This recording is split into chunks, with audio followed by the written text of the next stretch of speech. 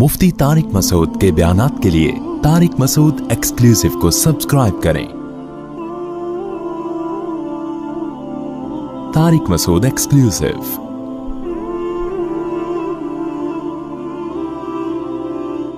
तकदीर का जो अकीदा शरीयत ने बयान किया है, इसका भी लोग गलत इस्तेमाल कर रहे होते हैं, गलत जगह फिट कर रहे होते हैं इसको। हमारा अकीदा है ना कि सब कुछ पहले से क्या है, तयशुदा। मौत लिखी हुई, रिस्क लिखा हुआ, हत्ता कि जन्नत जहन्नम भी लिखा हुआ है। कुरान ने ये अकीदा बयान किया मोटिवेट करने के लिए, मायूस करने के लिए नहीं। हम क्या हो रहे हैं, मायूस कि यार जब जन्नत भी लिखी हुई, जहन्नम भी लिखी हुई, तो अमल का क्या फायदा। जाना तो जहां है वहीं जाएंगे हम, ठीक है ना। जब सेहत और मौत लिखी हुई है तो सेहत बनाने का, जब हर एक की उम्र लिखी हुई है तो सुबह जॉगिंग की टेंशन लेने का। बोल लो क्या हो गया भाई जब लिखा हुआ है कि ये बंदा 50 साल में मरेगा, थोड़ा बढ़ा लेते हैं एहतियातन, 80 साल में मरेगा, मिसाल दे, हम क्यों जल्दी मारें उसको 30 साल पहले। 80 ज्यादा हो जाएंगे, फिर तो वो जॉगिंग बिल्कुल भी नहीं करेगा। 50 ही कर लो, फर्ज करो ये बंदा कब मरेगा, 50 साल। तो जॉगिंग का कोई फायदा है सुबह सुबह उठने का, कोलेस्ट्रॉल लेवल चेक करने का, शुगर, लड्डू, एहतियात, मोटापा कम करो, सब टोपी ड्रामा है भाई। मौत तो क्या है, लिखी हुई, लिखा हुआ है। हमारे यहाँ बिहारी, मैं बिहारी नहीं हूँ लेकिन हमारे दोस्तों में बिहारी हैं, उनके यहाँ मशहूर है कि जब इंसान की शामत आती है तो ऊंट पे बैठे हुए आदमी को भी कुत्ता काट लेता है। हालांकि कुत्ता वहां तक, लेकिन जब शामत आती है कुत्ते को अल्लाह वहां पहुंचा दे, या ऊंट को बिठा देते हैं उसको। वैसे शराफत से ऊंट चलता चला जा रहा है, कुत्ते को देख के बैठ जाता है जमीन। बात बिल्कुल सही है, जब शामत आती है तो ऐसा होता है।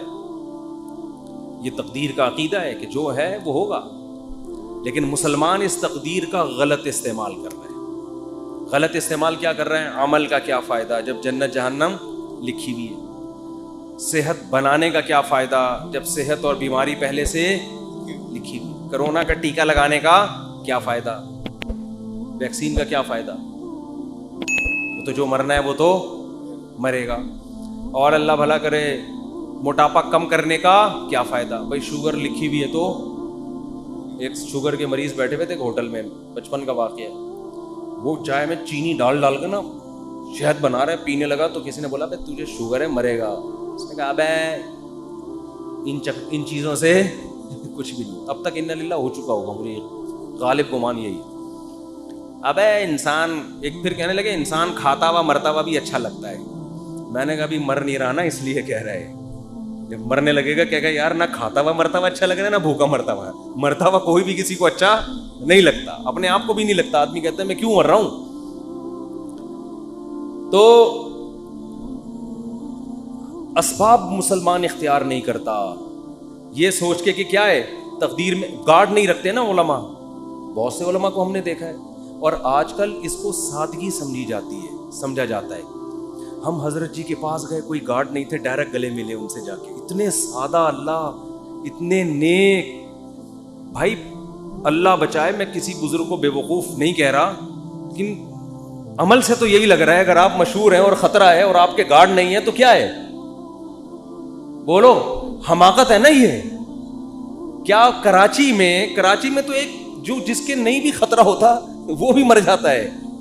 किसी भी वक्त कराची में कोई किसी की जेब में किसी भी टाइम पे बम रख सकता है कि नहीं रख सकता। मैं ये अर्ज कर रहा था, ये जो तकदीर का अकीदा है इसका सही मतलब क्या है, इसको समझें। सही मतलब ये है, काम करने से पहले आपने कामयाबी के तमाम ज़राए, तमाम वसाइल, तमाम असबाब भरपूर तरीके से इस्तेमाल करने हैं। समझ में नहीं आ रही बात। मिसाल के तौर पर आप चाहते हो मैं 90 साल तक जिंदा रहूं, हर आदमी चाहता है। नहीं चाहते तो बता दें, हाथ खड़ा करें जो हजरात, सभी चाहते हैं। हर आदमी चाहता है मैं 90 साल तक। बहुत से लोग इसलिए भी चाहते हैं ताकि पहली वाली मरे, अल्लाह माफ फरमाए। गलत सोच है, उनको पता होता है हमारी जिंदगी में इसके मरने का कोई चांस, बहुत गलत सोच है ये मैं बता दूं, लेकिन है बाज लोगों की। तो हर आदमी चाहता है, औरतें भी मर्द भी।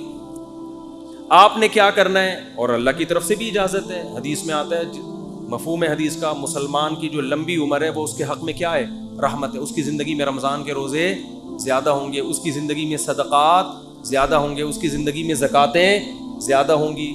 تو اعمال کا ایک بہت لمبی عمر مسلمان اگر نیکیاں کرے اس میں تو بہت بڑی اللہ کی نعمت ہے, بہت بڑی رحمت ہے. اس کے پاس اعمال کا ذخیرہ بہت زیادہ, اس کے پاس لیلۃ القدریں زیادہ ہوں گی, اس کے پاس بقرعید کی قربانیاں زیادہ ہوں گی, بہت کچھ اس کے پاس زیادہ ہوگا.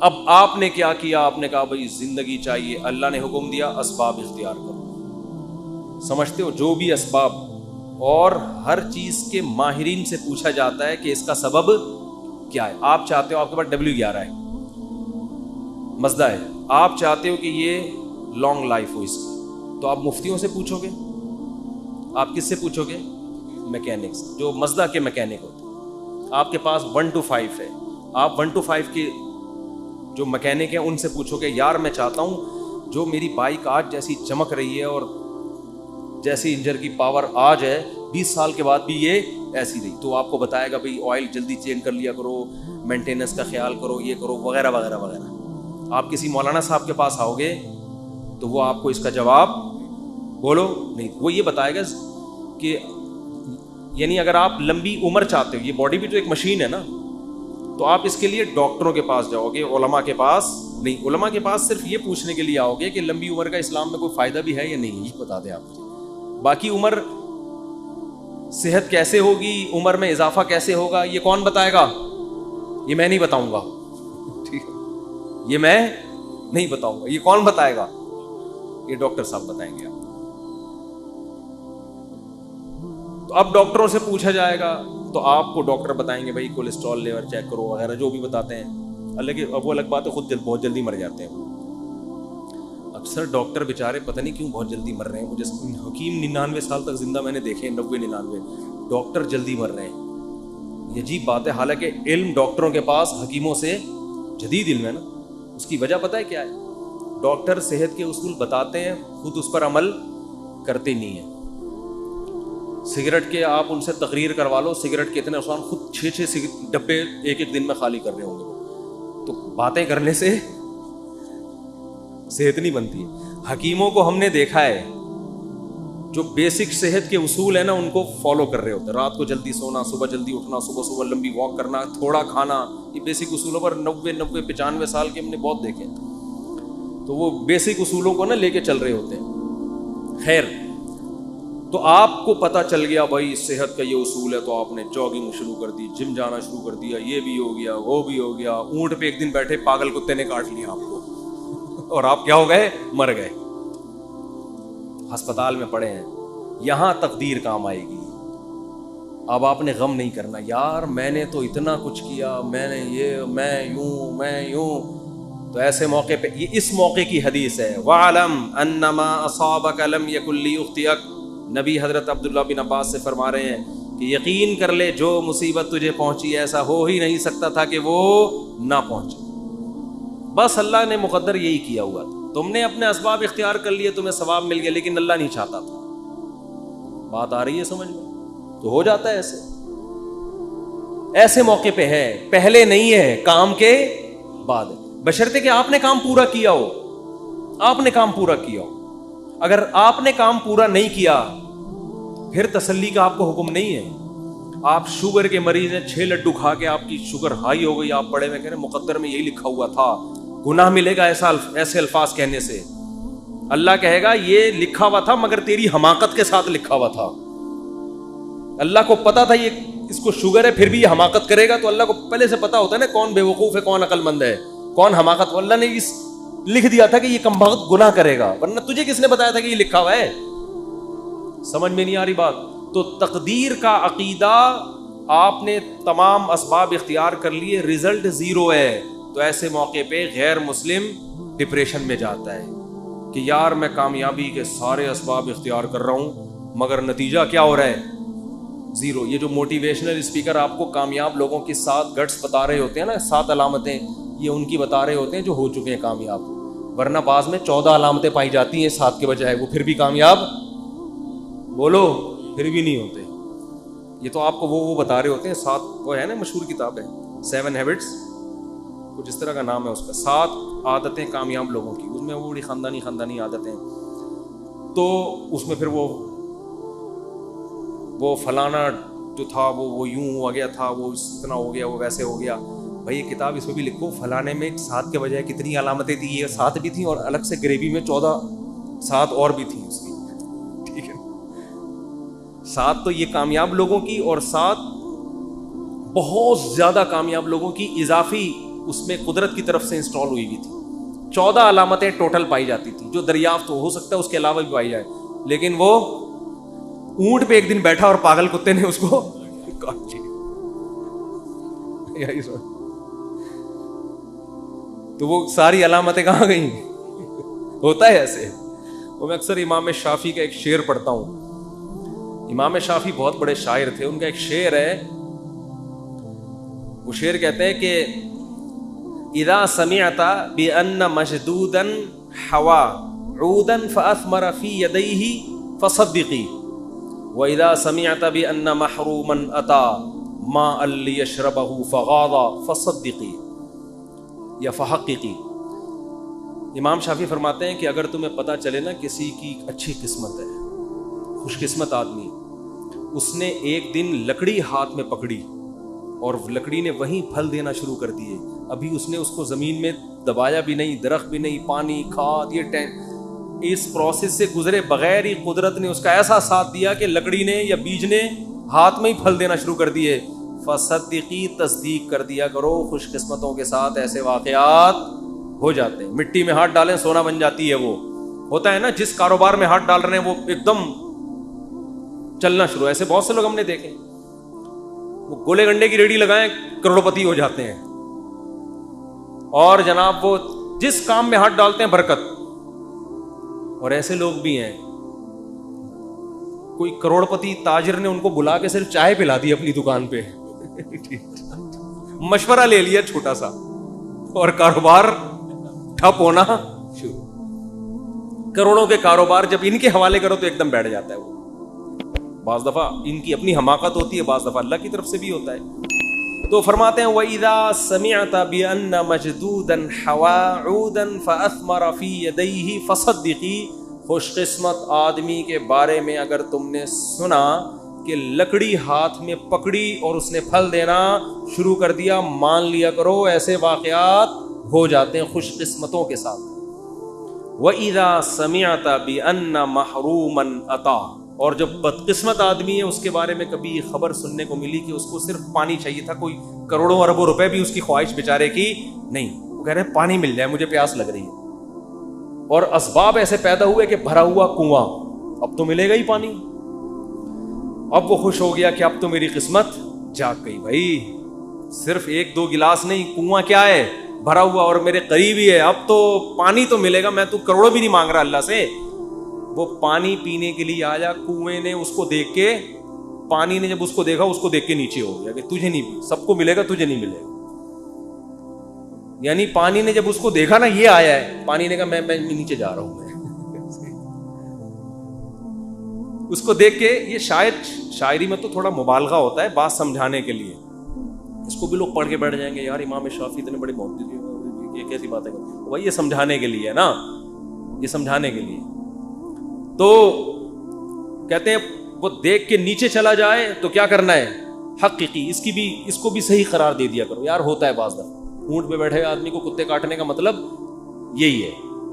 تو لیکن یہ کب سوچنا ہے, کام ہونے کے بعد. جیسے غزوہ احد میں مشورے ہوئے, سب کچھ ہوا, شکست ہو گئی, تو اللہ نے کیا فرمایا, غم کرنے کی اجازت نہیں. تلک الایام نداولها بین الناس. یہ ایام ہم الٹ پلٹ کرتے ہیں, کبھی ان کو فتح, کبھی تمہیں فتح, کبھی ان کو شکست, کبھی تمہیں شکست. بس یہ تو اللہ کے, اگر ہمارے ہی اس کاموں سے سب کچھ ہونے لگے تو ہم میں اور اللہ میں کوئی فرق رہے گا پھر؟ ابے کیا ہو گیا بھائی, کیوں سمجھ میں نہیں آ رہا, تو یوں ہی تھوڑا سا کیا کرو نا. اگر ہمارے ہی کرنے سے سب کچھ ہو رہا ہو تو پھر ہم میں اور اللہ میں کوئی فرق ہے؟ پھر تو ہم تو اللہ بن گئے نا, جو کر رہے ہیں وہ ہو رہا ہے. ایسا نہیں ہے, بعض دفعہ ہم کچھ کریں گے ہو جائے گا, بعض دفعہ پورا زور لگا دیں گے کچھ بھی نہیں ہوگا. تقدیر کے عقیدے کا فائدہ کیا ہو رہا ہے؟ کام سے پہلے تو اسباب اختیار کرنے, کام ہونے کے بعد ما کتب اللہ لنا, جو مقدر میں تھا وہ, اس سے بڑا سکون ملتا ہے خدا کی قسم. اور جن کا تقدیر پر ایمان نہیں ہے نا, ساری زندگی کنفیوز, ساری زندگی. بہت سے لوگ ہم نے دیکھے کاروبار میں بہت مشورے کر لیے, سب کچھ, اب کاروبار شروع کیا, یار پتہ نہیں یہ والا کرنا چاہیے تھا کہ بھی نہیں کرنا چاہیے تھا. ہماری ایک ریلیٹو خاتون تھی, انہوں نے اپنے بچے کو کون سے اسکول میں پڑھانا ہے 6 مہینے لگا دیے ان کی کھوپڑی میں بات. پھر اسکول میں ایڈمیشن کروایا تو ٹینشن, وہاں والا زیادہ اچھا تھا یہاں والا. یہ کنفیوژن اس کو ہوتی ہے جس کا تقدیر پر ایمان. بھائی آپ نے اسباب اختیار کر کے ایک فیصلہ کر لیا, فتوکل علی اللہ, کیا کرنا ہے اللہ پہ توکل. شادی بیاہ میں بہت ہوتا ہے, یار یہاں کرنی ہے کہ وہاں کرنی ہے کہ یہاں کرنی ہے. پھر جب ہو گئی, ابے یار وہاں کر لیتا تو, مجھے بتا بھی رہے تھے, یہ انسان کی فطرت ہے. ہم جب کالج میں پڑھتے تھے نا, تو ہمارے ایک دوست تھے, ان کو پینٹیں خریدنے کا بہت شوق تھا, پہننے کا بھی خریدنے کا بھی. تو ہم ایس ایم سائنس کالج سے نکلتے, یہ بولٹن مارکیٹ میں نا پوری پینٹوں کی شرٹوں کی دکانیں ہیں. ان کے بچے اب تو ماشاءاللہ بیٹھے ہوئے ہیں, بیان میں یہ بیٹھے ہوئے, ان کے ابا کی بات کر رہا ہوں. تو وہ کیا ہوتا تھا, وہ پینٹ خریدی, گھنٹہ لگا دیتا وہ. اب تو نیک بن گیا, ان کے ابا کی بات کر رہا ہوں, وہ ناراض نہ ہو جائے. وہ بیان میں ایڈیٹنگ بھی وہی کرتے ہیں, یہ والا قصہ نکالنا دے کہیں, بیان میں ایڈیٹنگ بھی انہیں کے ذمہ. گھنٹہ لگا دیتے تھے وہ ہمارے دوست صاحب پینٹ خریدنے میں, یار یہ والی نہیں, یہ والی, یہ والی نہیں, یہ والی. 1 گھنٹے کے بعد جب خریدی تو اگلی دکان میں جو پینٹ ہے وہ اس سے اچھی, یار یہ والی. یہ انسان کی نیچر ہے, یہ سب کے ساتھ ہوتا ہے.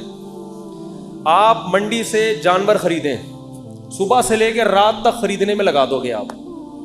سودا لے کے جیسے ہی نکلے, ابے یار یہ کتنے کا, یہ 80 کا, ابے میں نے 85 میں کیا پکڑ لیا یار.